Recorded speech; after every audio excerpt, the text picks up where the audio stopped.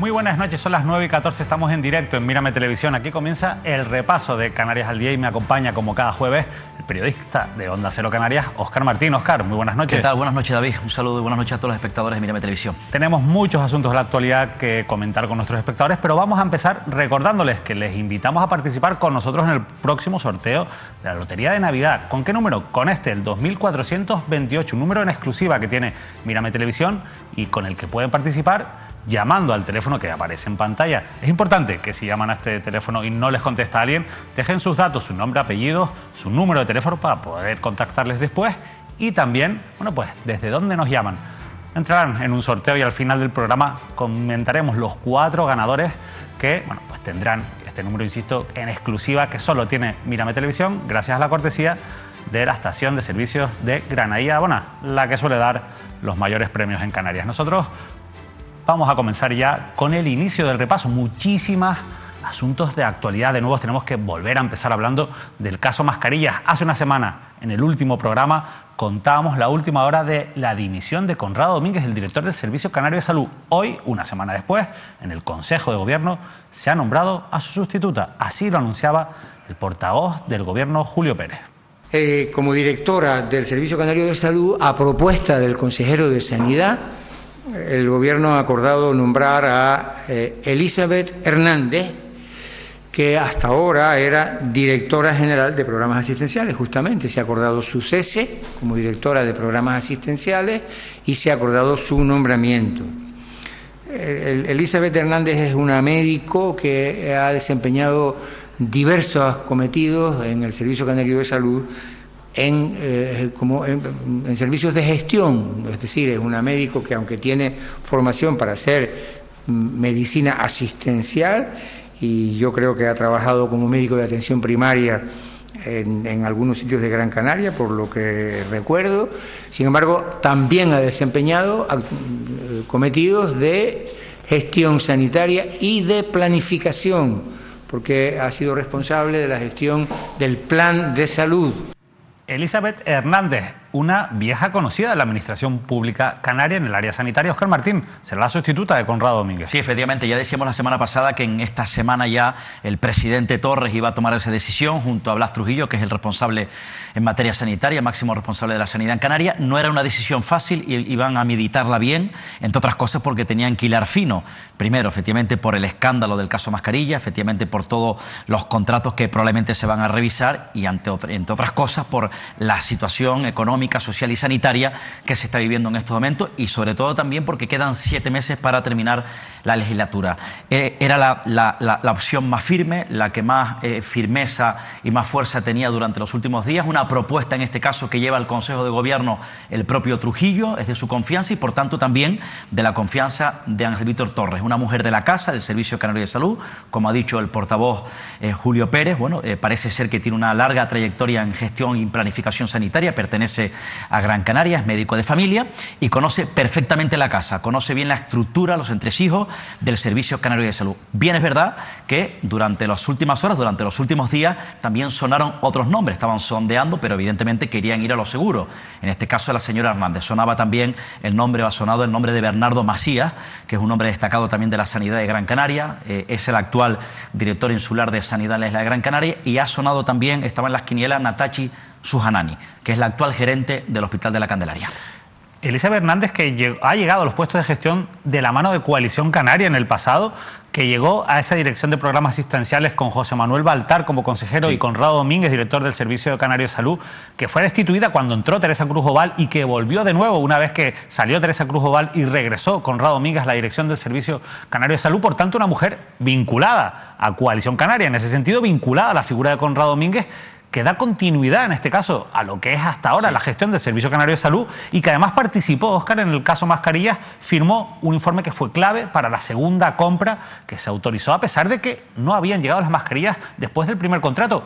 ¿Crees que esto supone al final que Conrado Domínguez o las mismas personas van a seguir gestionando el Servicio Canario de Salud? Lo que es evidente, a mí me han contado efectivamente que es una persona de la máxima confianza, efectivamente, Conrado Domínguez, el que era el director del Servicio Canario de Salud. Trabajaba codo con codo, insisto, en este servicio. Conoce perfectamente la estructura, repito, de lo que es la fuerza de la sanidad en Canarias, que es el Servicio Canario de Salud. Y evidentemente, como cuentas, efectivamente, esa clave viene de la época de Coalición Canaria, viene de la época de Baltar y viene, evidentemente, de la época de Conrado Domínguez. Ahora bien, apuestan probablemente con ella porque quieren continuar con esa gestión, porque el Gobierno de Canarias ha puesto en valor, ha reconocido como eficaz la gestión de Conrado Domínguez al frente del Servicio Canario de Salud, sobre todo en este caso a la hora de afrontar la pandemia, independientemente de lo que está ocurriendo con el caso Mascarilla, porque recuerdas que Ángel Víctor Torres, insisto, reconoció su trabajo, pero dijo que evidentemente se le había cesado o que se le había forzado a cesar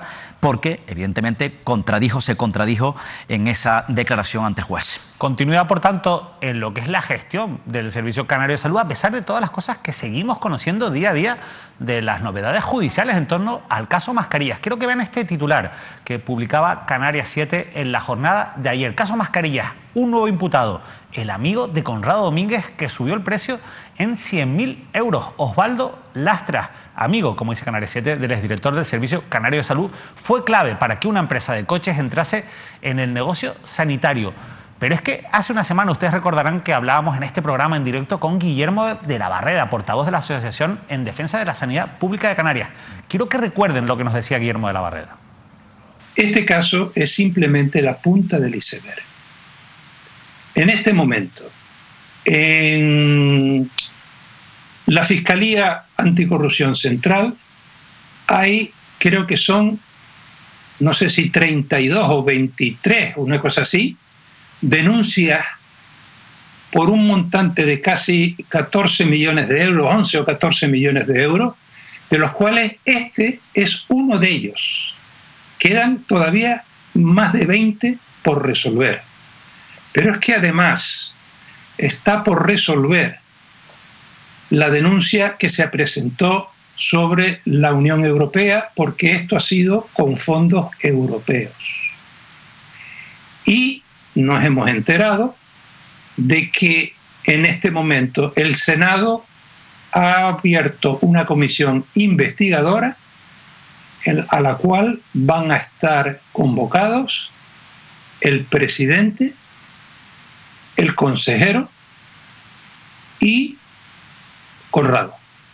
Lo adelantaba hace una semana Guillermo de la Barreda y ayer leíamos estos titulares. Por ejemplo, en Canarias 7, la Fiscalía Europea toma cartas en el caso Mascarillas y el juzgado suspende las declaraciones de este viernes. Se abre un conflicto de competencia sobre la instrucción. Habrá que decidir o habrá que averiguar si finalmente se gastaron fondos europeos o no y quién tiene la competencia para investigar este caso. Lo cierto es que esto supone pues un retraso en una instrucción que la verdad es que iba a velocidad de crucero. Eso ayer.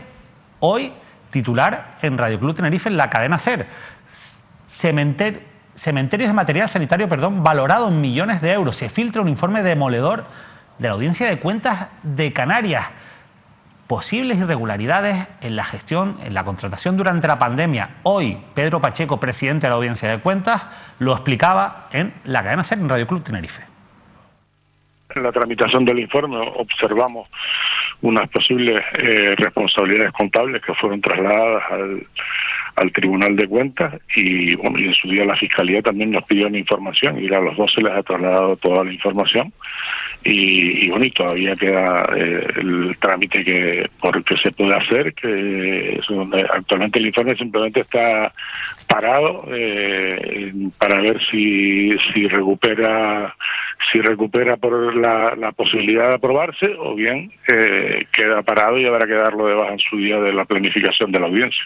Esas otras presuntas irregularidades que ya están sobre la mesa del Tribunal de Cuentas y de la Fiscalía. Lo decía Guillermo de la Barreda la semana pasada. El caso Mascarillas es solo la punta del iceberg. Ayer, en el Parlamento de Canarias, contestaba también Ángel Víctor Torres a preguntas del diputado de Coalición Canaria, Pablo Rodríguez. Coalición Canaria y Partido Popular, que hoy han solicitado la apertura de una comisión de investigación sobre el caso Mascarillas que en principio el Gobierno no va a aceptar. Las responsabilidades políticas se han tomado. El director del Servicio Canario de Salud no sigue en el Gobierno. Lo acabo de decir, no sigue porque haya hecho una mala gestión. Ha sido una buena gestión con la pandemia. Sigue a consecuencia, no porque esté imputado, porque nuestro código ético dice otra cosa. Lo es por las declaraciones en sede judicial de algo que está en estos momentos en secreto de sumario y las consecuencias de las mismas. Asumir responsabilidades políticas, su gobierno. Si lo que ha hecho el señor exdirector del Servicio de Salud es dimitir, ¿por qué no lo cesó? Si hay una responsabilidad política, debería haberlo cesado. ¿Por qué usted no lo cesa y tiene que dimitir? ¿Va a apoyar la comisión de investigación? ¿Sí o no? Es una cuestión distinta, las responsabilidades jurídicas de las responsabilidades políticas. Por ejemplo, en las responsabilidades políticas podríamos saber por qué no se levantaba acta de esa comisión que se creó a raíz del COVID. ¿Por qué no se levantaba acta? Eso no tiene una responsabilidad jurídica, pero sí política. Deberíamos saberlo. O al menos saber otras cuestiones. ¿Cuándo se enteró la comisión de la compra y del fiasco de la misma? Nos gustaría saberlo y sería importante saberlo. Y el otro día decía usted, señor Torres, que habían comprobado y revisado otros contratos también de esa etapa y que no había ningún problema. ¿Está seguro usted de eso? ¿Está capacitado para decir en este Parlamento que no hay ningún otro contrato con irregularidades? Y respondo, la Audiencia de Cuentas es quien pide en todas las comunidades los contratos, eleva su informe, el último no fue aprobado porque había discrepancias sobre la responsabilidad contable de este caso concreto, sobre el que tengo que decir ante una comisión de investigación que en estos momentos está siendo investigado por los juzgados.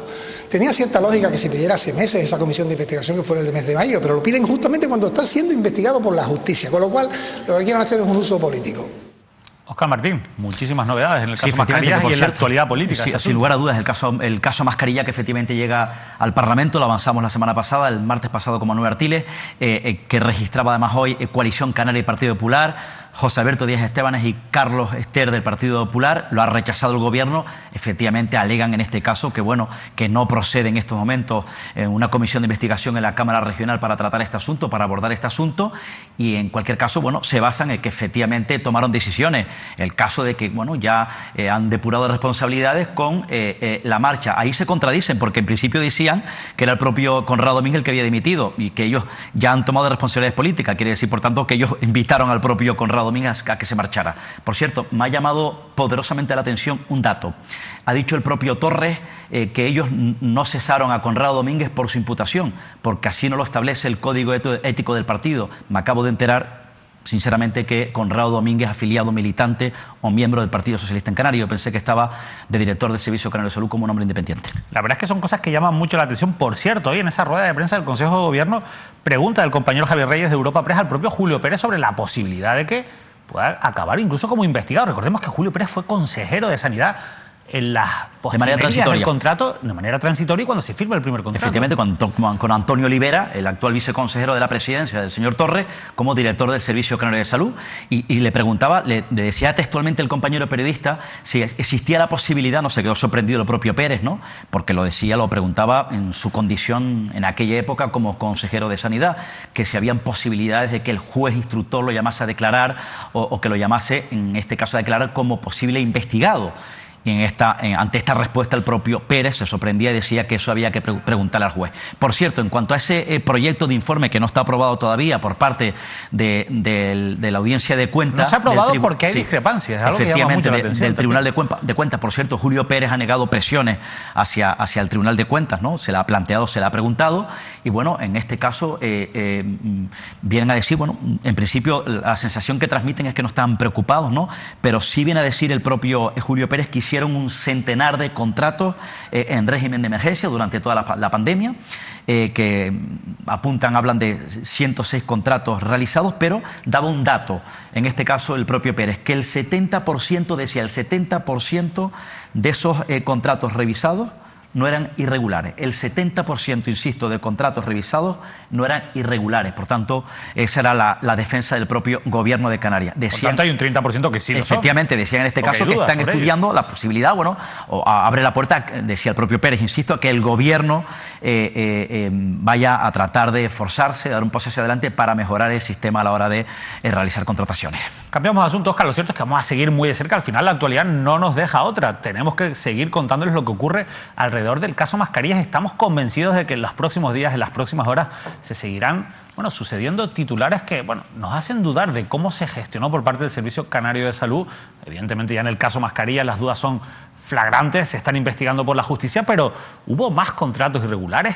¿Hubo más dinero que se gastó de manera irresponsable por parte del Servicio Canario de Salud? Seguro que vamos a ir saliendo de dudas en los próximos días, como estamos también saliendo de dudas en lo que respecta a la designación de los próximos candidatos para las elecciones de 2023. Hoy el Partido Popular ha presentado a sus candidatos en la isla de Lanzarote. Jacobo Medina, secretario general del Partido Popular en Lanzarote, será Óscar Martínez el candidato al Cabildo Insular. Sí, efectivamente, Jacobo Medina es un hombre muy cercano de la máxima confianza de Astrid Pérez, la actual presidenta del Partido Popular de Lanzarote. Ya saben ustedes que es la alcaldesa de Arrecife, una mujer además bien vista en la órbita regional del Partido Popular, por lo menos en la época ahora con Manuel Domínguez como presidente. Jacobo Medina ya fue vicepresidente del Cabildo de Lanzarote, consejero insular de agua, y ha sido efectivamente el designado, al igual que efectivamente Astrid Pérez, insisto, la presidenta, que ha sido designada por la dirección regional del partido como candidata del Partido Popular a la lista del Parlamento por Lanzarote.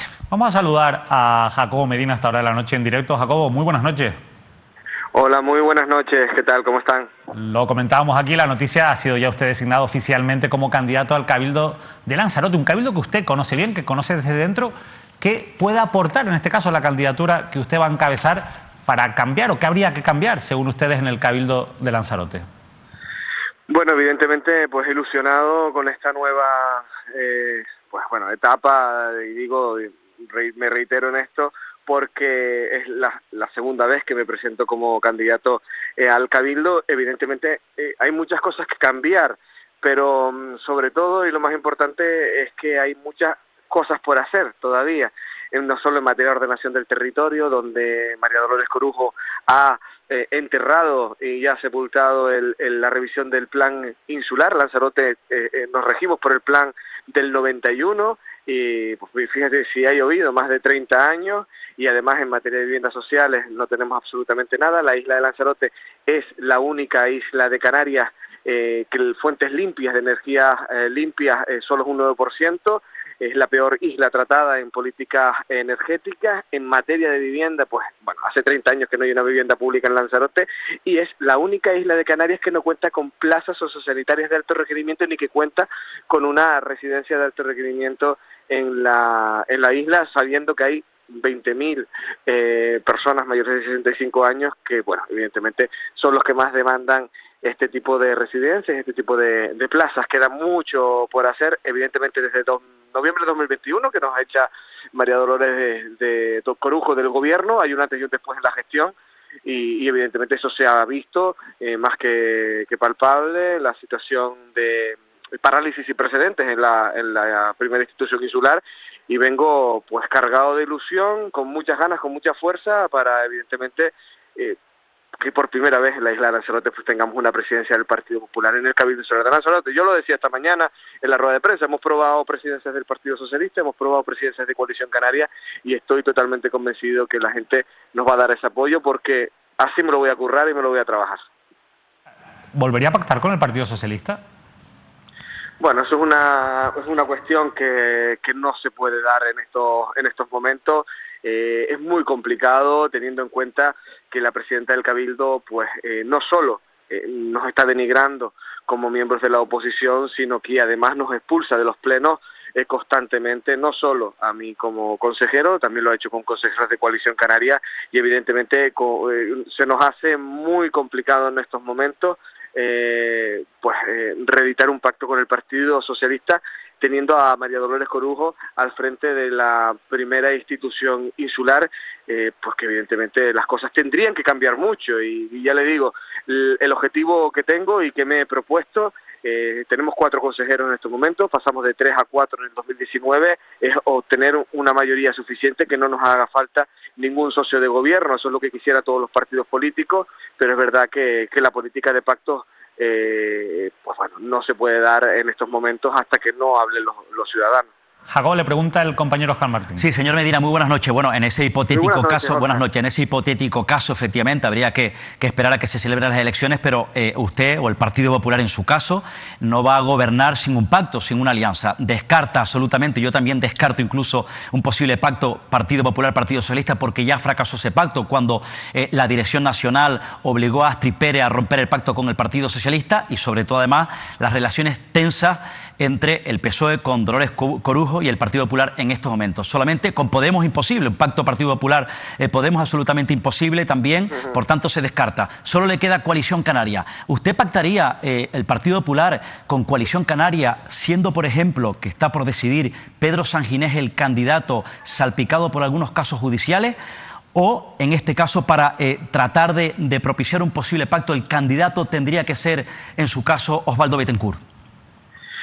Mire, yo sinceramente, con respecto a la política de pactos, como bien digo, que puede llegar a darse en la isla de Lanzarote, el Partido Popular lo tiene claro. Nosotros, nuestro socio natural al principio del 2000, bueno, en este caso, después de las elecciones de mayo del 2019, nuestro socio natural era Coalición Canaria.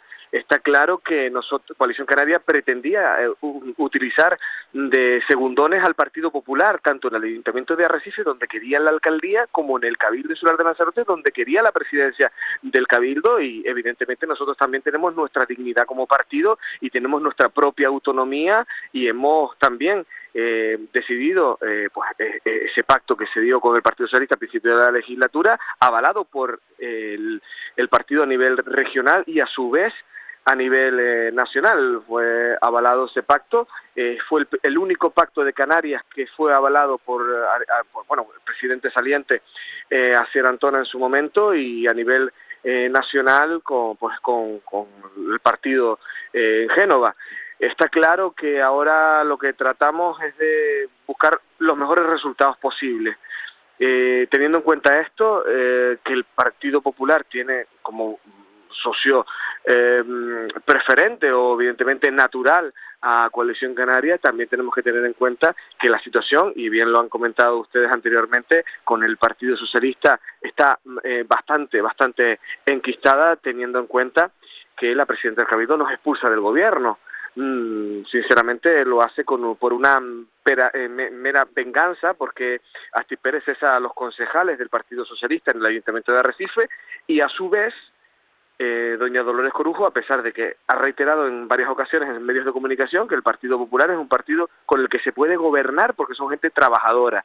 Oye, pues si somos trabajadores y se puede gobernar con nosotros, no sé por qué razón nos expulsó del gobierno, más que por una mera venganza. Pero bien, digo, ahora mismo la situación es la que es, y evidentemente ustedes saben que cualquier suma puede darse después de las elecciones, e incluso un pacto de Coalición Canaria con el Partido Socialista. Pero digo, y con respecto a la situación judicial de Pedro Sanginés, que yo sepa hasta ahora no está condenado, y mire que es otro dirigente de otro partido político, pero siempre me gusta poner por delante la presunción de inocencia. La presunción de inocencia es un derecho que se ha pisoteado por el Partido Socialista y por Podemos, y yo quiero ponerlo en valor, porque no se puede estar utilizando las imputaciones como si fueran condenas. Las imputaciones tienen una presunción de inocencia detrás, y yo la voy a respetar siempre.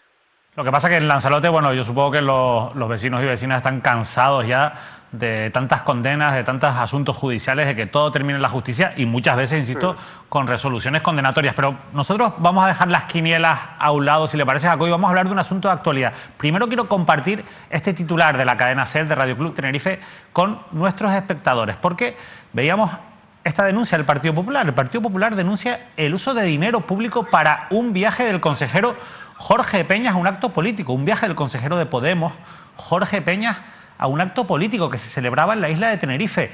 Esto está comprobado, esto fue así, se pagó mediante la aprobación de un decreto. No fue una cuantía muy elevada, unos 70 euros, el vuelo de ida y de vuelta del consejero. Si no me equivoco, Jacobo, creo que ese dinero ya se ha devuelto, pero a mí me gustaría saber qué explicación oficial les han dado a ustedes cuando han criticado esta cuestión. Y sobre todo, si ustedes no llegan a criticar esto, ¿ustedes creen que se hubiera devuelto el dinero? Para nada. Mira, esto es una una pequeña corruptela, y con esto quiero decir que, bueno, la cuantía son unos 70 y pico euros, pero tenemos que tener en cuenta una cuestión. La presidenta del Cabildo firma un decreto donde autoriza el pago de un viaje a un consejero de Podemos a un acto de su partido, a la cuarta asamblea que se celebró en Tegueste el pasado sábado.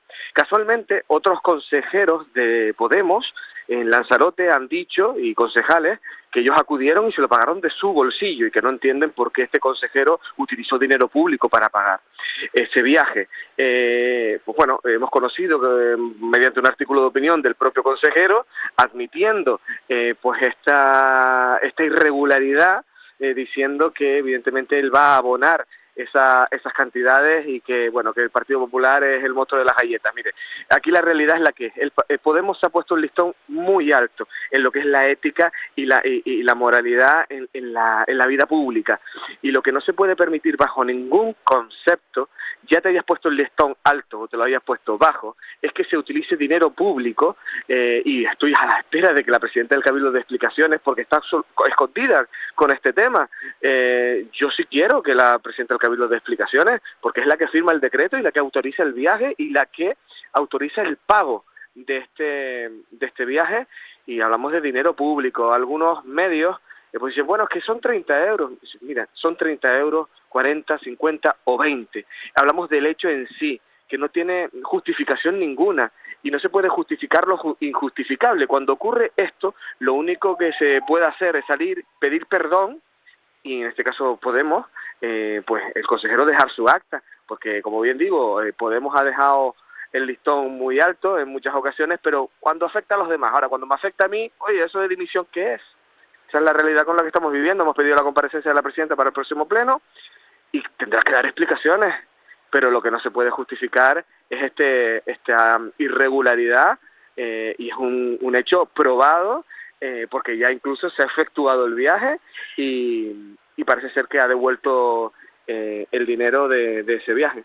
Hombre, a mí desde luego me llama la atención, a todos nos llama la atención que efectivamente un cargo electo de Podemos asista efectivamente porque forma parte de ese núcleo de personas, de ese encuentro de alianzas, de formaciones de izquierda que hicieron, si me permiten la expresión, un cónclave en Tegueste el pasado fin de semana, efectivamente acuda, insisto, con viajes de ida y vuelta pagado con dinero público. A mí me llama poderosamente la atención porque, claro, si es pagado con dinero público, si me permiten el término, ¿qué pinta el consejero de viviendas del Cabildo de Tenerife pagado con dinero público en un acto como eso? Bien, eso por un lado. Yo he podido leer la carta que el señor Peña dirigió al Lancelot Digital en su isla. Habla efectivamente en este caso de facturas emitidas, cubiertas por el grupo político de Podemos, de una primera pasaje de ida y vuelta, lo dice él en la carta, de una primera factura, un primer billete de 31,84 euros y un segundo billete de 38,25 euros. Me ha llamado la atención porque he hecho alusión, señor Medina, por ejemplo, he leído la carta entera, pero bueno, en concreto me ha llamado la atención. Dice que bueno, que no tanto como cierto, viene a decir que un consejero del Partido Popular que llegó a gastar, viene a decir en esa carta, 21.700 euros en 15 viajes en tan solo 4 meses. Viene a decir también, irónicamente en este caso, o como cierto, que el expresidente del Cabildo, no sé a quién se refiere, no sé si al propio al que era el anterior, el San Ginés, que asumiendo cierto rol de casi ministro de Asuntos Exteriores, extendió sus viajes obligatorios, desplazamientos a territorios variopintos, como por ejemplo San Antonio de Teja. ¿A qué consejero del Partido Popular se refiere? ¿A qué compañero suyo se refiere? Bueno, insisto, al compañero del PP que según él llegó a gastar 21.700 euros en 14 viajes en tan solo 4 meses, dice en esa carta, ¿eh? Bueno, esa cifra entiendo que es bastante errónea, pero hablamos del consejero de turismo. Consejero de turismo se traslada a diferentes puntos para llegar a acuerdos con diferentes compañías aéreas. Bueno, ustedes saben, un consejero de turismo viaja, eso es fundamental, ¿no?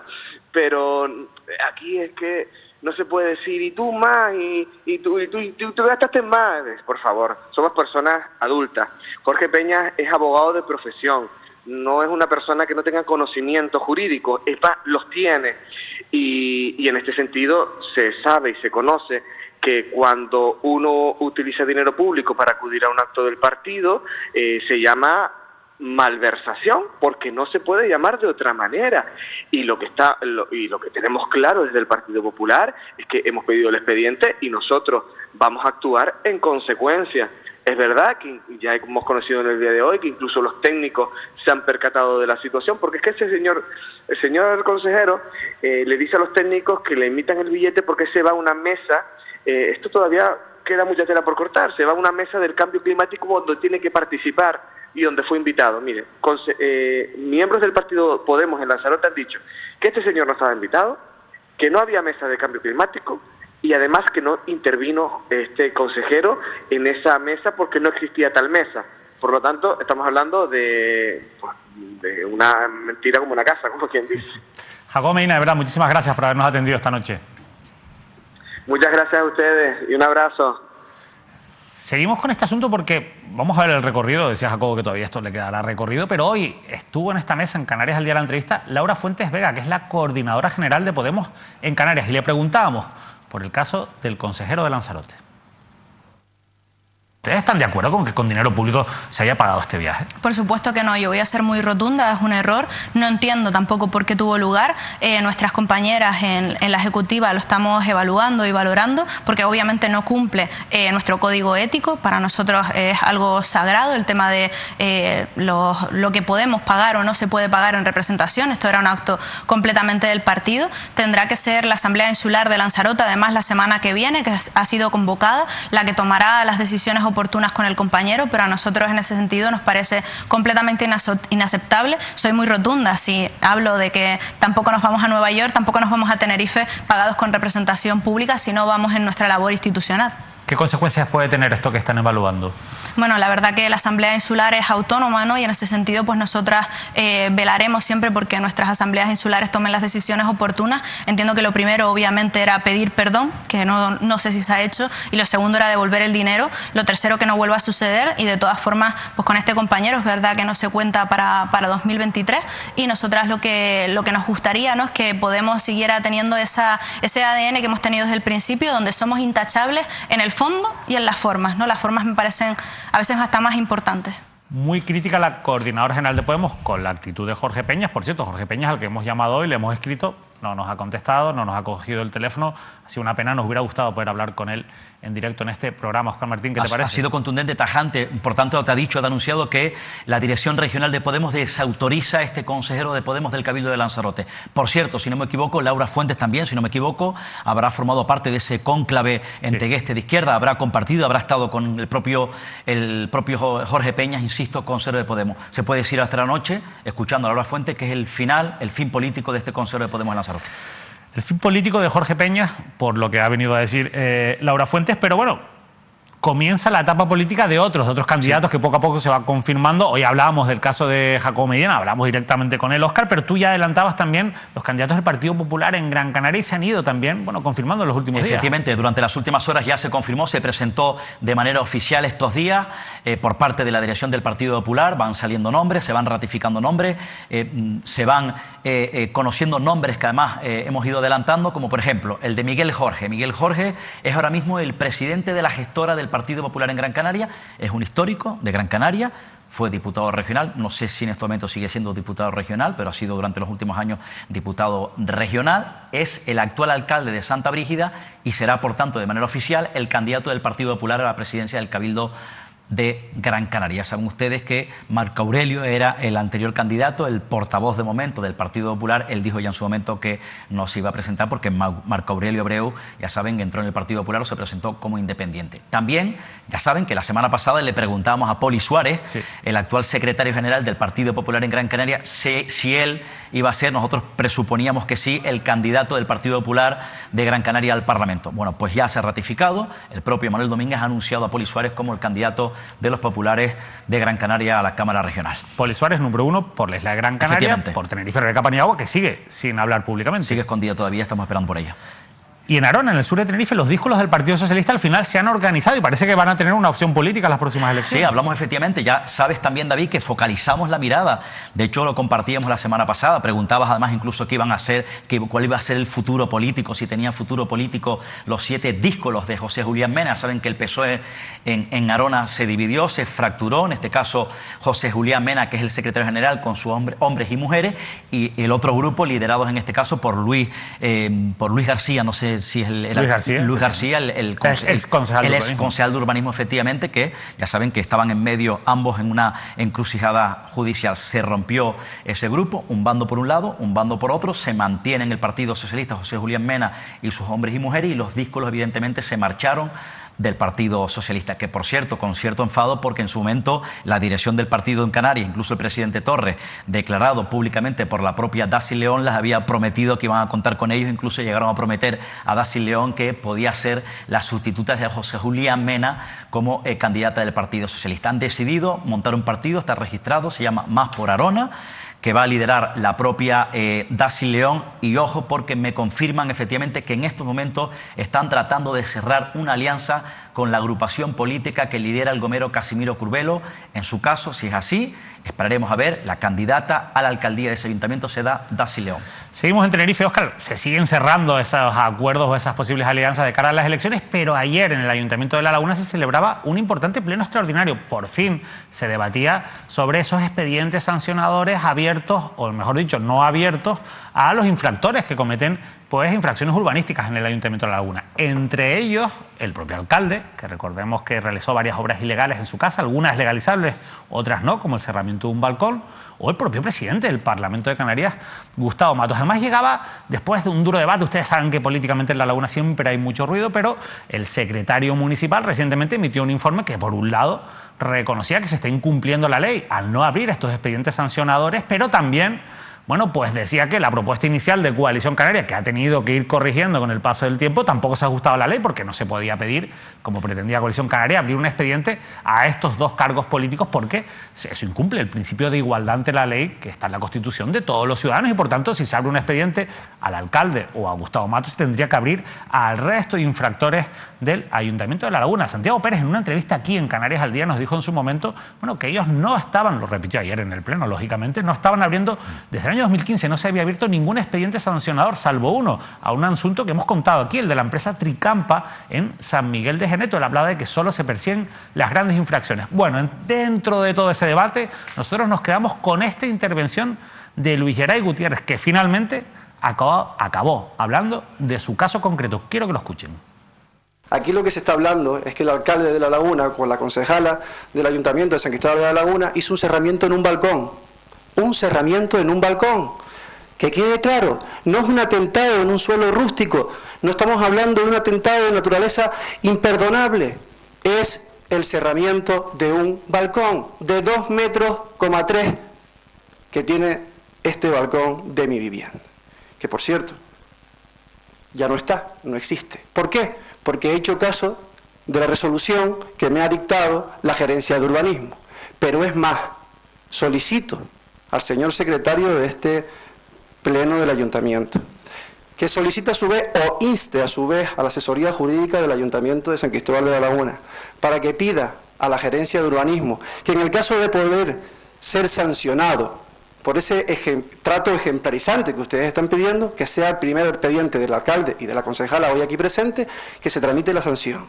El balcón del señor alcalde, que es 2,5 metros de un cerramiento que ya no está, que se llevó a cabo de manera inminente una inspección en la casa del alcalde y la concejala, que abrimos las puertas a las 8 de la mañana, que se publicaron hasta las ropas del vestuario de un servidor, hasta los baños. Ese es el problema que tiene La Laguna. Esa es la dificultad que usted ve en la gerencia de urbanismo, de no tratar los expedientes única y exclusivamente para señalar al alcalde como que ha atentado contra la sociedad lagunera. Yo creo que se le ha ido esto de las manos. Soy yo el primero que digo aquí, y espero que después la concejala también lo ratifique y se lo va a llegar al señor secretario de este ayuntamiento, que seamos nosotros con nuestra conducta ejemplarizante. Si tenemos que ser sancionados, que seamos los primeros, eso sí, sin saltarnos la ley. No utilizamos la ley cuando nos interesa y luego miramos para otro lado cuando no. Por supuesto que digo que si el expediente de mi vivienda tiene que ser el primero en ejecutarse para ser ejemplarizante, que se haga. Fue un pleno muy tenso. Óscar Martín, al final el alcalde reconoce que hizo esas obras ilegales, obviamente no lo puede negar porque hay un expediente urbanístico que así lo constata, le quita importancia, pero después viene a decir que, oye, que sea el primero, en este caso, al que se le abra un expediente sancionado. Sí, efectivamente, en este caso dice que para dar ejemplo tiene que ser el primero como alcalde, que es a la figura que protagoniza esos trabajos ilegales, de cerramiento de su casa, al que se lo sancione. Claro que habría que sancionarle, pero no porque lo diga el propio alcalde, sino cuando la inspección urbanística detecta alguna anomalía en un inmueble, en este caso, contrario efectivamente a las normas urbanísticas, se sanciona. No solamente hay que sancionar al alcalde, se sanciona al resto de ciudadanos que no cumplen con la normativa, y si se sanciona al resto de ciudadanos que no han cumplido con la normativa, que eso se hace, se sanciona a ciudadanos de La Laguna, por supuesto, de un primer momento que también hay que sancionar al propio alcalde, entre otras cosas porque es el que debe dar ejemplo. Yo dije en su momento que no había necesidad, que el Ayuntamiento de La Laguna, en este caso el Partido Socialista, su alcalde, no tenía que haber llegado hasta este punto, porque yo dije además también que en su momento tenía que haber actuado con contundencia, tenía que haber dado un paso hacia adelante y que por lo menos tenía que haber pedido desde el primer momento perdón a los ciudadanos de La Laguna, entre otras cosas, para evitar debates como estos que además le hacen mucho daño al propio alcalde y al Partido Socialista en La Laguna.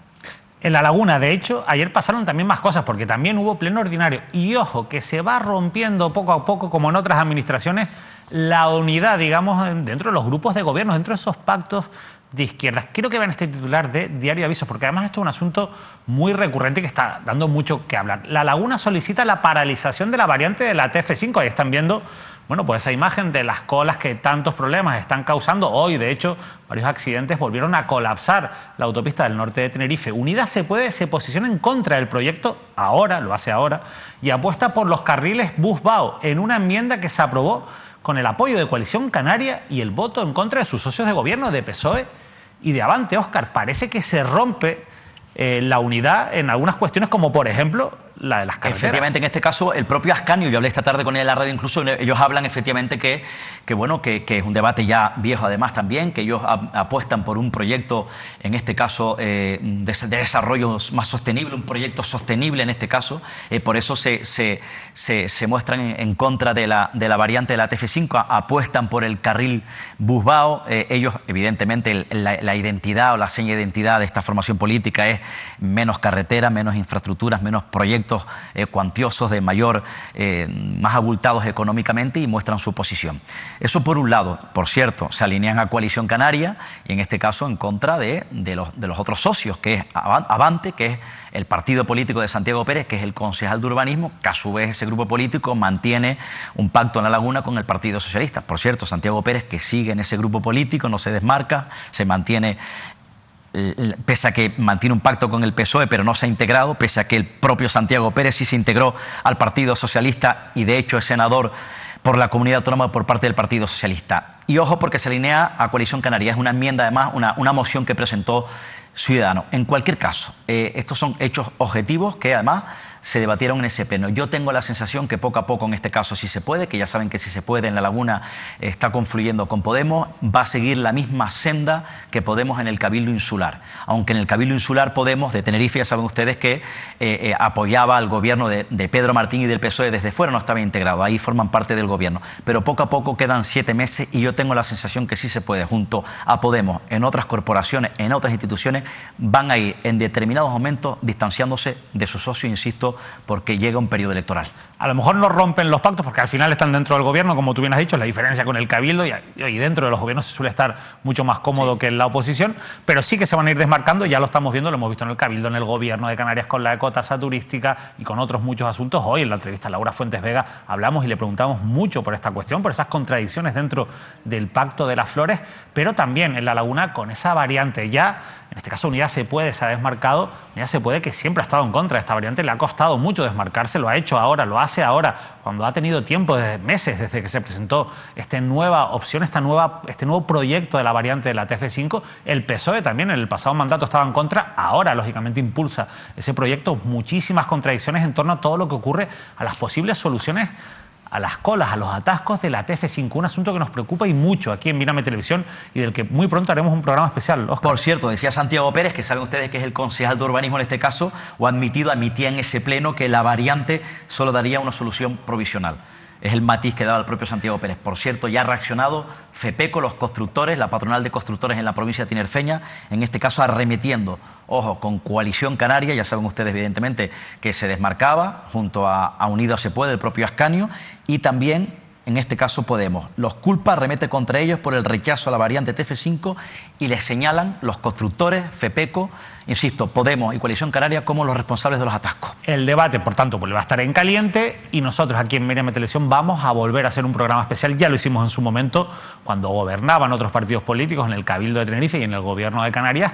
Los problemas no se han solucionado. Hay muchos proyectos que están en planos, otros que se están ejecutando con retraso y otros que se tienen que adjudicar en los próximos meses, pero las colas de la TF5 no se terminan. Nos vamos a publicidad y les recordamos, eso sí, esa promo que hicimos en su día, porque los problemas siguen siendo los mismos.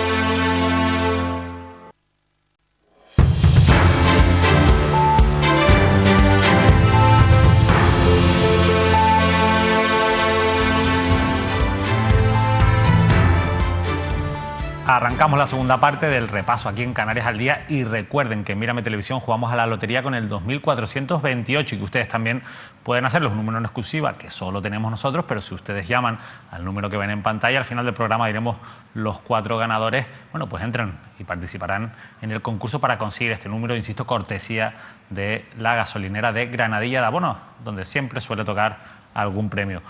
Nosotros vamos a hablar ahora de otro asunto de actualidad, un asunto que nos sorprendía a muchos ayer al conocer este titular publicado por Canarias Ahora. La Fiscalía Anticorrupción denuncia por prevaricación al candidato del Partido Popular al Cabildo de Tenerife, Lope Afonso. Realmente lo que ha hecho la Fiscalía Anticorrupción es recurrir el archivo y forzar que se reabra un caso que instruye el Juzgado de Instrucción número 2 de Puerto de la Cruz y que, insisto, en primera instancia o en un primer momento fue archivado. Esto tiene que ver con la contratación de un trabajador por la empresa pública Pamarsa, tiene que ver con un trabajador que presuntamente pues, participó o fue autor de un robo de material público de la empresa pública Pamarsa y que, bueno, tiene ciertos vínculos, en su momento se contaron con la entonces también concejala Sandra Rodríguez de Coalición Canaria, que también está siendo investigada. Óscar Martín, la verdad que una noticia que no nos esperábamos, pero que está sacudiendo también la política insular. Efectivamente, fue sorprendente, sobre todo teniendo en cuenta además que durante las últimas semanas, durante los últimos días, el propio Lope Afonso, para que no lo sepan, Lope Afonso es un destacado hombre fuerte del Partido Popular de Tenerife, fue un destacado alcalde del municipio del Puerto de la Cruz, además ostentó hace un tiempo la coordinación insular del Partido Popular, si no me equivoco, además también junto a Asier Antona ocupó una responsabilidad importante orgánica en el Partido Popular cuando Asier Antona era el presidente del Partido Popular en Canarias y en la anterior legislatura también fue candidato del Partido Popular a la presidencia del Cabildo de Tenerife y en este momento es firme candidato. Y, desde luego, llama poderosamente la atención porque el propio Lope Afonso en su momento estuvo implicado en el denominado caso Mercadillo cuando fue alcalde del municipio, un asunto que al tiempo eso le motivó a retirarse completamente de la política. ¿Fue condenado en primera instancia? Fue condenado en primera instancia, efectivamente, se dio de baja. ¿Absuelto después tras ser recurrido? Luego fue absuelto cuando estaba inmerso en ese caso judicial, dimitió, se dio de baja como militante del Partido Popular y se retiró absolutamente de la política. regresó a la actividad privada, formó parte, insisto, de una empresa en la que trabajó, y luego cuando evidentemente se conoció, se le comunicó porque él recurrió, que quedaba archivado y quedó absuelto, bueno, el Partido Popular le invita, lo meditó, se lo pensó, no fue fácil, lo invitó a que regresase al Partido Popular, volvió a las filas del Partido Popular, volvió a ser militante del Partido Popular, aceptó ser coordinador del Partido Popular en Tenerife y aceptó la propuesta de Manuel Domínguez de ser el candidato del Partido Popular al Cabildo de Tenerife. Ahora se encuentra efectivamente con este revés judicial. Un revés judicial que, bueno, en cualquier caso ya ha dicho el propio Lope Afonso en declaraciones públicas que no va a dar un paso a un lado, va a seguir lógicamente en esa candidatura que encabeza el Cabildo de Tenerife por el Partido Popular, y hasta ahora de la noche pues ya nos atiende por teléfono Lope Afonso. Lope, muy buenas noches, gracias por atender la llamada de Mírame Televisión. Buenas noches, David, un placer. Estamos explicando un poco, usted que además tiene formación jurídica, nos puede ayudar a entender qué es lo que ha ocurrido con este asunto, que primero había sido archivado y ya se estaba instruyendo por el juzgado número 2 de Puerto de la Cruz. Lo que entendemos es que la Fiscalía ha recurrido a ese archivo y ha forzado que se reabra el asunto. Y bueno, ¿cuál es la situación? No sé si usted ya tenía constancia de que se había reabierto esta causa judicial. Es correcto el análisis que se hace en la introducción. Efectivamente, es a instancias de un recurso de la Fiscalía por el motivo por el que se reabre la causa, y yo pues tengo conocimiento prácticamente en simultáneo a que trascienda los medios de comunicación. Curioso, por otra parte, y esto es una opinión evidentemente mía, porque estamos personados solamente las partes denunciadas y la propia Fiscalía. Es decir, creo que tengo conocimiento de que por las partes denunciadas no se ha filtrado nada a ningún medio. Y, en fin, pues es extraño cuando menos que lo conozcan los medios al mismo tiempo que prácticamente lo recibimos las partes. Pero, en fin, eso, insisto, es una mera conjetura mía. López, sobre los hechos en concreto, la verdad que la noticia en su momento fue, bueno, pues generó bastantes titulares, bastantes dudas, esos robos dentro de las instalaciones del lago Martianes. Pero ¿qué tiene que ver usted con todo esto? ¿Qué cargo ocupaba en aquel momento y por qué al final esto le salpica a usted? Bueno, esa pregunta también me la sigo haciendo yo a estas alturas, David, y después de haber declarado en su momento en el juzgado de instrucción del puerto como investigado, y ahora mismo que se reabre el asunto. Por ceñirme al contenido de la pregunta, pues yo soy, en el tiempo que ostento el cargo de alcalde, simultáneamente presidente de la Sociedad Municipal Pamarsa, por obra de los estatutos de la sociedad que convierten automáticamente al alcalde de turno en presidente de la sociedad. En aquel momento ya, por el estado en el que se encontraba la sociedad, presidente del órgano liquidador, antiguamente Consejo de Administración, y ostentando la representación legal a todos los efectos de la sociedad, también para la firma de los contratos laborales de todo el personal de la empresa. Motivo último por el que finalmente parece que es por el que me encuentro investigado. Ha descartado, lo ha dicho hoy públicamente, descarta dar un paso a un lado. ¿Le preocupa este asunto? No, sinceramente estoy muy tranquilo, y lo digo no como una pose, lo digo con total convicción, no solamente por la ausencia de implicaciones en el asunto que directamente a mí me tengan que atribuir alguna responsabilidad, también porque en lo poco que puedo conocer de derecho administrativo, entiendo que además, en cuanto a la norma de fondo que tiene que regir la situación que se va a enjuiciar, al parecer, en última instancia, creo que no hay base para poder determinar que pueda haber responsabilidades por ello. Esto, evidentemente, insisto, es una opinión que defenderé en derecho ahora en el siguiente momento procesal, pero aparte de esto, de la norma sustantiva que debe regir la relación laboral de los trabajadores con la sociedad municipal en el momento en el que suceden los hechos, o sea, en el momento en el que se contrata al trabajador, está la parte de cumplimiento de los elementos del tipo subjetivo de la conducta delictiva de la prevaricación, que también entiendo que en ningún modo se dan, al menos en la conducta que se puede reflejar mía personal en los autos. López, le pregunta al compañero Oscar Martín. Sí, señor Afonso, muy buenas noches. Dígame una cosa, hoy he escuchado a su presidente, a Manuel Domínguez, cuando se le ha planteado su situación judicial, este revés que ha sorprendido a todos, y él ha venido a decir que, bueno, efectivamente, usted era el presidente de Pamarsa porque era el alcalde del municipio, y venía a decir que su firma en la contratación de este trabajador le avalaban primero informes técnicos y le avalaban también la concejalía responsable, entiendo que se refiere a la contratación. Rápidamente, porque me inquieta saber algunas cuestiones. A usted, me imagino que evidentemente se habrá referido el propio Manuel Domínguez a la Concejalía de Hacienda. Entiendo que es la que ostentaba Sandra Rodríguez, también evidentemente investigada por este caso. ¿A usted quién le pone sobre la mesa, insisto, como presidente de Pamarsa, el nombre de ese trabajador?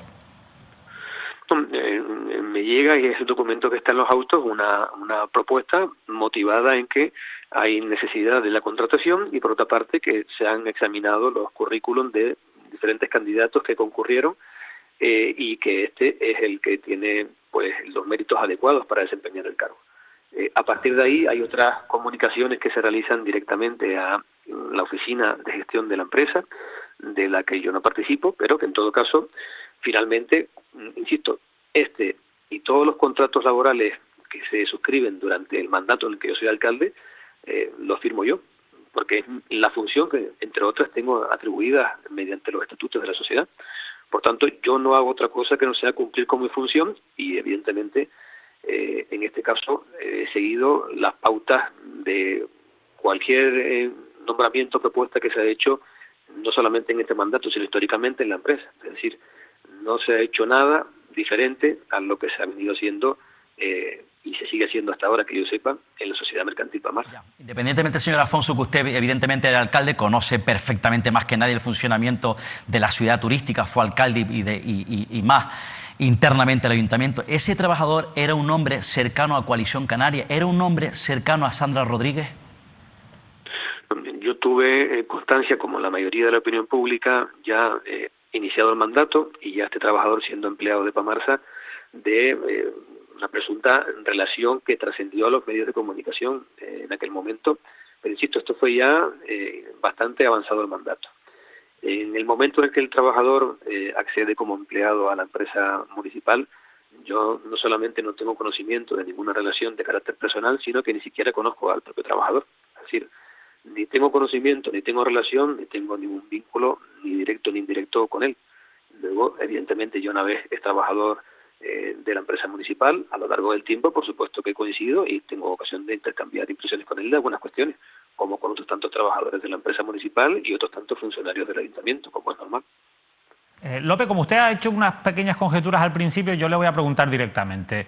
El hecho de cómo se ha filtrado este asunto, el hecho de que la Fiscalía haya recorrido una cuestión que había sido ya archivada por el juzgado de instrucción, ¿usted cree que la Fiscalía está siguiendo directrices políticas en esta cuestión?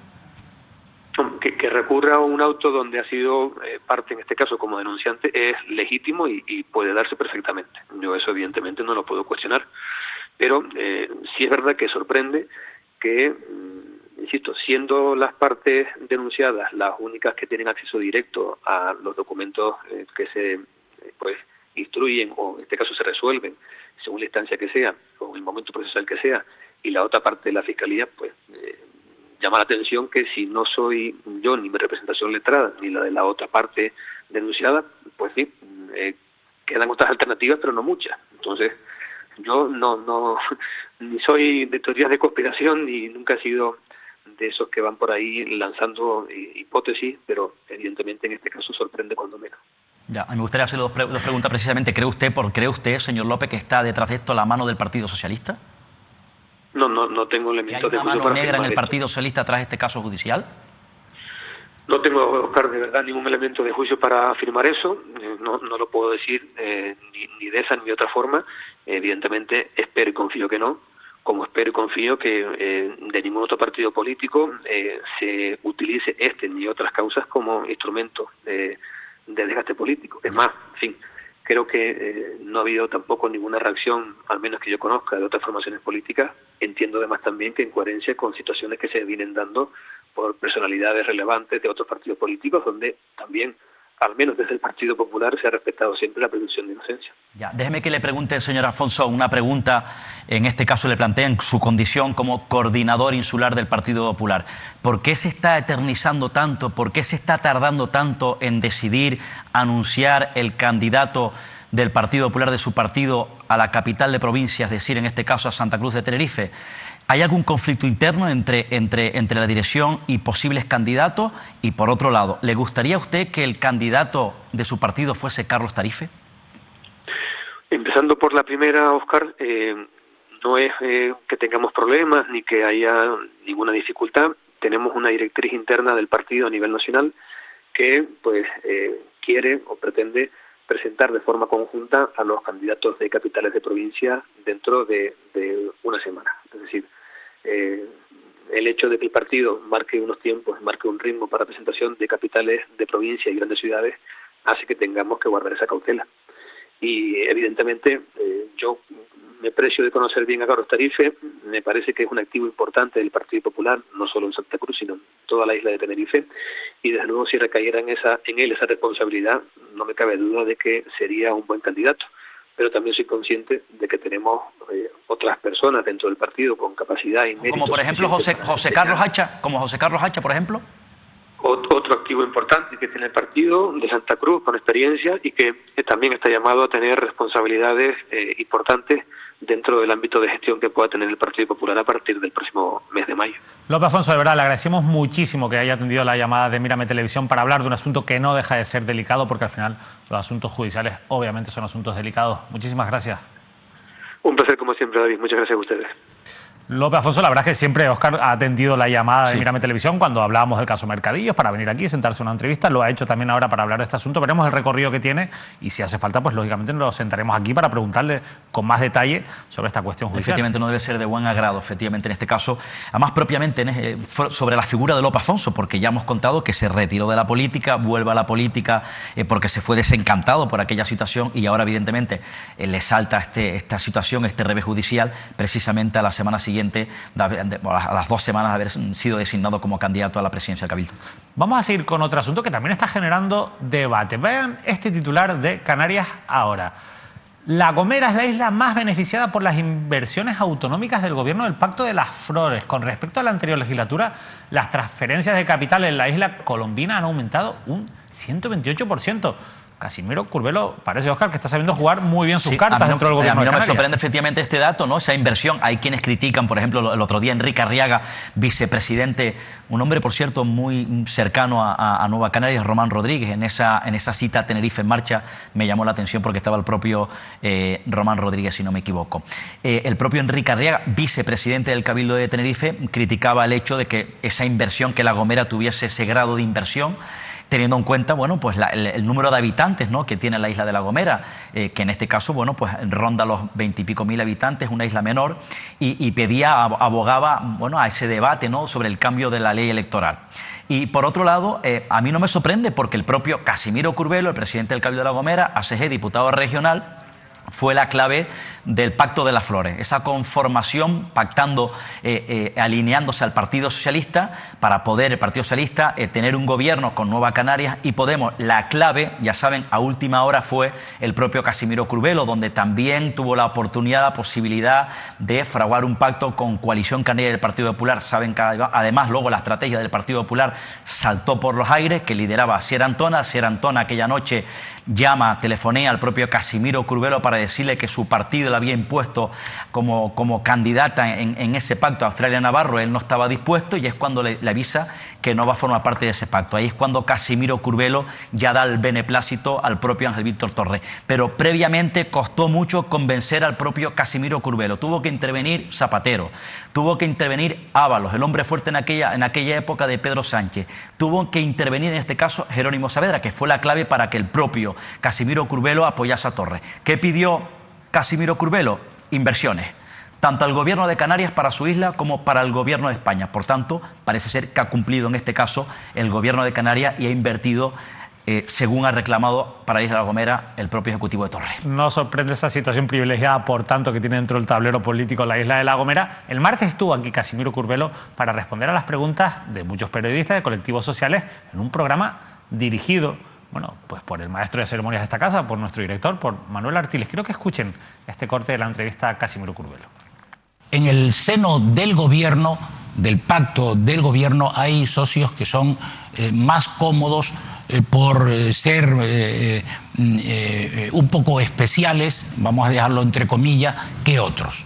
sabemos todos que desde el punto de vista de la conformación de pactos hay gente que en el marco de la definición del pacto hay que escribir o hacer lo que se tenga que hacer para definir las cosas, pero hay personas que a lo mejor nos caen mejor o peor, indudablemente, para conformar un pacto de gobierno. ¿Y hay socios en el pacto, en un pacto, más leales o menos leales? Indudablemente, claro que sí. No hay ninguna duda, y el presidente Torres, si algún día tiene la posibilidad de hablar y hacerle esta pregunta, sabe que yo soy una persona leal. ¿Lo dice? Él lo dice. Leal. Y sin embargo, otros a lo mejor no lo son tanto. Hombre, con las imágenes que nosotros mismos hemos puesto durante la entrevista, porque obviamente todo esto surge también de una pregunta de nuestro compañero Óscar Martín, que dejamos aquí grabada para Casimiro Curbelo. Bueno, pues parece que está hablando de Román Rodríguez, Óscar. Yo tengo la sensación, la sensación que tengo, estoy absolutamente convencido que se refiere a Román Rodríguez, presidente de Nueva Canarias y vicepresidente y consejero de Hacienda del Gobierno del Pacto de las Flores. Esa es mi sensación. Vamos a ver si esas tiranteses pueden o no provocar que se reedite este Pacto de las Flores a partir de 2023. Mira, nosotros hoy vamos a hablarles de datos, porque nos gusta aquí en Mírame Televisión siempre ofrecerles datos para que ustedes se formen sus propias opiniones. Y hoy les vamos a dar una cifra que es muy importante y que les va a llamar la atención seguramente. ¿Saben cuánto dinero cobran en indemnizaciones los diputados, los 70 diputados y diputadas del Parlamento de Canarias? Las indemnizaciones son lo que coloquialmente conocemos como dietas. Bueno, pues lo que va de legislatura hasta octubre de 2022, un total de 2 millones de euros. 2.009.000 euros, para ser exacto, ha pagado el Parlamento de Canarias en indemnizaciones a los diputados autonómicos. Lo cierto es que las indemnizaciones dependen de muchos factores, dependen del cargo que ocupen pues dentro de la propia mesa del Parlamento o dentro de sus grupos políticos. Los diputados dependen de la isla de la que procedan y dependen de otra serie de cuestiones que se pueden consultar en el Parlamento de Canarias. Pero hay algo que deben de saber ustedes, y es que esas indemnizaciones son independientes del sueldo que tienen los diputados y que también depende de diferentes circunstancias. Vean este cuadro, insisto, que está extraído también de la web oficial del Parlamento de Canarias. Esto es lo que cobran, este es el sueldo mensual bruto de los diputados, 3.975 euros. Pero si ven ahí, todos los diputados que tienen algún cargo, ya sea en la mesa del Parlamento o dentro de su grupo político, pueden ser portavoces, pueden ser presidentes, como es el caso de Gustavo Matos, o vicepresidentes del Parlamento de Canarias, tienen un complemento mensual que se suma al sueldo mensual. Por ejemplo, esos 3.975 euros, en el caso de Gustavo Matos, que es el presidente del Parlamento, cobra además un complemento de 2.239 euros. Y además cobran 2 medias pagas extra, media paga extra en junio, media paga extra en diciembre, que habría que sumar al año. En el caso, por ejemplo, de Gustavo Matos, 3.107 euros. En el caso de cualquiera de los portavoces, 2.511 euros repartidas en esas 2 medias pagas extras.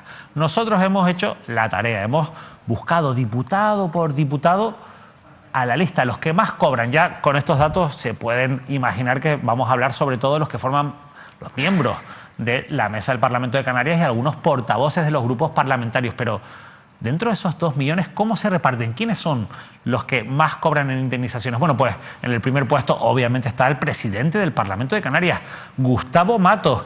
Ha cobrado en esta legislatura, solo en indemnizaciones, esto insisto es aparte de su sueldo, 89.535 euros, Óscar. Gustavo Matos. Gustavo Matos, efectivamente, en este caso es un hombre fuerte del Partido Socialista, es el presidente en esta legislatura, fue un hombre fuerte del Partido Socialista de La Laguna, fue concejal junto a Javier Abreu, en este caso en ese ayuntamiento, fue director general de Comercio y Consumo en la Comunidad Autónoma y, evidentemente, ahora ostenta esa responsabilidad. Insisto, es un hombre del PSOE de Tenerife. 89.000 euros solo en indemnizaciones, en lo que, insisto, tradicionalmente llamamos dietas. El número 2 es también para otro miembro del Partido Socialista, Jorge Tomás González, 61.227 euros en indemnizaciones en esta legislatura. Jorge González es un hombre que pertenece al Partido Socialista en La Palma, es hombre de confianza de su secretario general Anselmo Pestana, es diputado regional, fue consejero de infraestructura en esa institución, es miembro secretario de la mesa del Parlamento,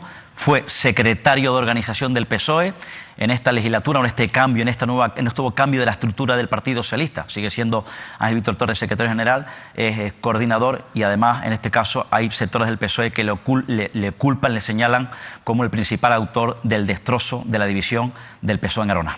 y secretario primero del Parlamento de Canarias, lo que explica pues esas altas cuantías. Tercera posición, en este caso la ocupa pues el portavoz de Nueva Canarias, Luis Alberto Campos, Óscar, con 58.795 euros. Hombre cercano de la confianza, en este caso de Román Rodríguez, presidente de Nueva Canarias, pertenece efectivamente, es diputado por la Isla de Gran Canaria y es el hombre, la voz de Nueva Canarias en la Cámara. La voz de Nueva Canarias y el tercer diputado que más dinero se embolsa en concepto de indemnizaciones. En el cuarto puesto, una mujer, Luz Reverón, también durante mucho tiempo, hasta el pasado mes de septiembre, secretaria segunda del Parlamento, de la Mesa del Parlamento, 57.408 Efectivamente, euros. Luz Reverón, del Partido Popular de Tenerife, en este caso actualmente es la presidenta del Grupo Popular en la Cámara. Ya saben ustedes que fue una histórica, además, concejal de urbanismo en la época de Miguel Cerolo con Coalición Canaria y además también, entre otras responsabilidades, fue delegada insular de la Administración del Estado en la isla de La Gomera por el Partido Popular. Y en el quinto puesto, otra mujer, Rosa Dávila, que también forma parte de la Mesa del Parlamento de Canarias, de Coalición Canaria por la isla de Tenerife. 55.253 euros ha ingresado Rosa Dávila en concepto de indemnización. Una histórica de ATI, una histórica de Coalición Canaria, en estos momentos diputado regional, fue consejera de Hacienda con Clavijo como presidente, mujer de la máxima confianza de Clavijo, fue una histórica de ATI, de hecho llegó a ser concejal en Santa Cruz de Tenerife y ahora es la candidata de Coalición Canaria a la presidencia del Cabildo de Tenerife. Candidata de Coalición Canaria a la presidencia del Cabildo, número 6 en esta lista. Seguro que esta cara también le suena. Naira Alemán, le suena seguramente porque se sigue los plenos del Parlamento de Canarias, es la portavoz del Partido Socialista de la isla de Gran Canaria, 53.879 euros en indemnizaciones. Efectivamente, en este caso una destacada del Partido Socialista en Gran Canaria. Ha asumido la portavocía, ha sido un valor, no sé en qué circunstancias se encuentra en estos momentos en cuanto a grado de poder dentro de la familia socialista. Y en el siguiente lugar, este sí que es un viejo conocido, este es muy difícil que no sepan quién es, que no le suene esta cara, José Miguel Barragán, portavoz también, en este caso de Coalición Canaria, 52.711 euros en indemnizaciones de la isla de Fuerteventura. Un histórico de Coalición Canaria, un histórico en decir me voy pero nunca se marcha, fue hombre fuerte de Paulino Rivero, en aquella época sigue siendo hombre fuerte, en este caso de Fernando Clavijo, no Paulino Rivero, la nueva Coalición Canaria, fue secretario de organización de la formación nacionalista y todavía sigue en el Parlamento como diputado regional. Pertenece, por cierto, a los nacionalistas en Fuerteventura. Un superviviente del Parlamento de Canarias, José Miguel Barragán, que eso sí, fue a través de la lista autonómica en las pasadas elecciones. En el siguiente puesto, otra mujer fuerte, cercana a Román Rodríguez, de Nueva Canarias y también, en este caso, vicepresidenta primera del Parlamento, María Esther González, 49.417 euros en indemnizaciones esta legislatura. Por cierto, Barragán, que fue con Clavijo consejero de la Presidencia de Justicia. Sí. La señora Esther es la representante, efectivamente, de Nueva Canarias en la mesa del Parlamento, es una mujer muy cercana del núcleo duro de Nueva Canarias, es decir, Román Rodríguez, Pedro Quevedo y Carmelo Ramírez. El núcleo duro que lógicamente encabeza Román Rodríguez. Si hablamos de Nueva Canarias tenemos que hablar de esas tres figuras que acaba de nombrar Óscar Martín. Después le sigue en el noveno puesto Australia Navarro, otra mujer en este caso, la que fuera portavoz del Partido Popular, ahora secretaria segunda desde septiembre del Parlamento de Canarias con 48.127 euros. Australia Navarro fue una mujer muy cercana, en este caso, de José Manuel Soria, históricamente cuando fue presidente del Partido Popular en Canarias. Fue una mujer fuerte, estuvo al frente del Partido Popular en Gran Canaria, luego estuvo muy cercana a Asier Antona siendo presidente del Partido Popular. Por cierto, traicionó al propio Asier Antona. Ahora es una mujer, en este caso, de Manuel Domínguez. Ya saben ustedes que la relegaron como presidenta del grupo, como portavoz, fue candidata efectivamente a la presidencia, bueno, fue de hecho de manera transitoria presidenta, mejor dicho, del Partido Popular y ahora forma parte de la mesa del Parlamento en sustitución de Luz Reverón. Y cerrando este ranking de los 10 diputados y diputadas que más dinero han ingresado en concepto de indemnizaciones, Vidina Espino, la ex de Ciudadanos, ahora mismo diputada no adscrita, es portavoz adjunta del Grupo Mixto, 47.222 euros se ha ingresado, en este caso, además de su sueldo, antes les explicamos cuánto cobra cada diputado y diputada, en concepto de indemnizaciones. Óscar. Efectivamente es la periodista, en este caso fue la candidata de Ciudadanos a la presidencia del Gobierno de Canarias, se fue por la lista regional, se marchó de un portazo de Ciudadanos, está en el Grupo Mixto y es muy cercana, en este caso, a Coalición Canaria, Fernando Clavijo y Pablo Rodríguez. Y un breve repaso ahora, oye, ya que hemos nombrado a los 10 diputados y diputadas que más han ingresado en indemnizaciones, los que menos, los 10 que menos, un repaso mucho más rápido. Aquí vemos ese listado, desde Manuel Domínguez, el que menos ha ingresado en indemnizaciones, 12.147 euros en estos casi 3 años y medio de legislatura, hasta Nira Fierro con 16.140, y vemos a Pablo Rodríguez, Yolanda Mendoza, Patricia Hernández, Omar López, Cristina Valido, Teresa Cruz, José Alberto Díaz Estebanes y Jonathan de Felipe, un viejo conocido de esta casa, lo digo porque hablamos con él también hace 2 programas del repaso. Óscar, 2 millones de euros en indemnizaciones en el Parlamento de Canarias, una cifra que da que pensar. Sí, efectivamente, esto crea el debate, ¿no? En este caso, sobre todo por las dietas, las indemnizaciones, lo que cobran los presidentes de grupo, lo que cobran los coordinadores, lo que cobran los portavoces, lo que forman parte de las comisiones, y evidentemente los sueldos base de los propios diputados y diputadas, de los 70 diputados que hay en la Cámara Regional. Ahora entiendo efectivamente cómo hay guerras internas en los partidos políticos para posicionarse en las listas de los parlamentos, al Parlamento.